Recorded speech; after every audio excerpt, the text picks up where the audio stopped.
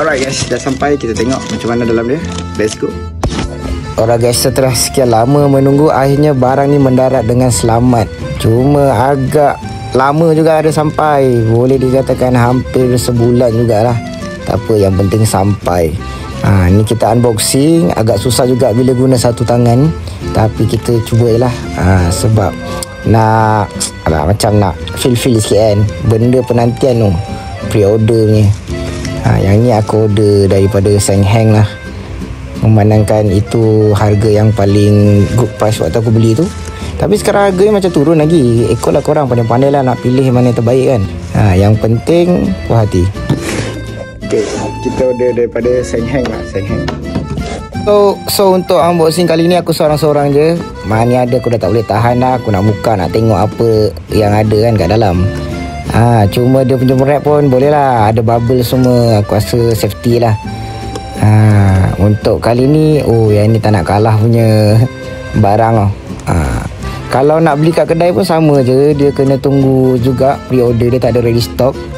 Sebab yang ni aku ambil set 2 tera punya. Memang besar. Jadi yang penting dia sampai. Cuma aku rasa dia punya kotak ni macam cala-cala sikit. Aku tak tahu dia sagat kat mana. Tapi barang sampailah. Phone kat dalam tak adalah masalah apa. Cuma dari segi technically dia punya keadaan rupa kotak dia yang kat luar tu nampak macam spoil sikit lah. Macam cala-cala sikit. Cala-cala weh kotak dia. Tapi barang sampailah.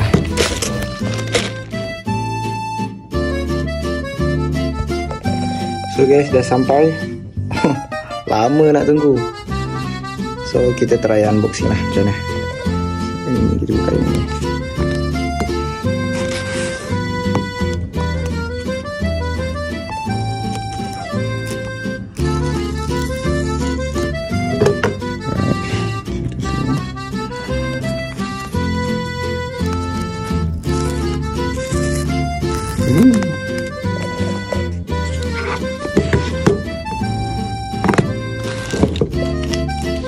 Right.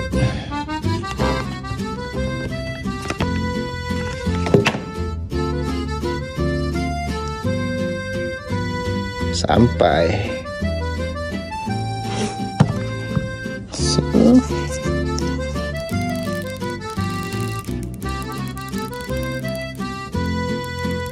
So bila dah buka-buka tu aku nak try hidupkan lah. Awal tu aku try hidupkan macam susah pula. Dia tak nak hidup. Bateri dah habis ke apa kan. Lepas tu aku try dah tekan-tekan kan. Alamak, bateri kong ke?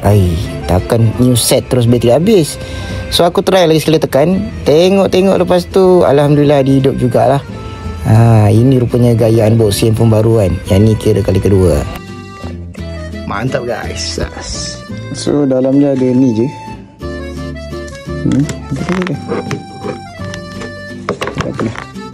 Ni saja. Mantap guys. Kau. So sampai. Let's go.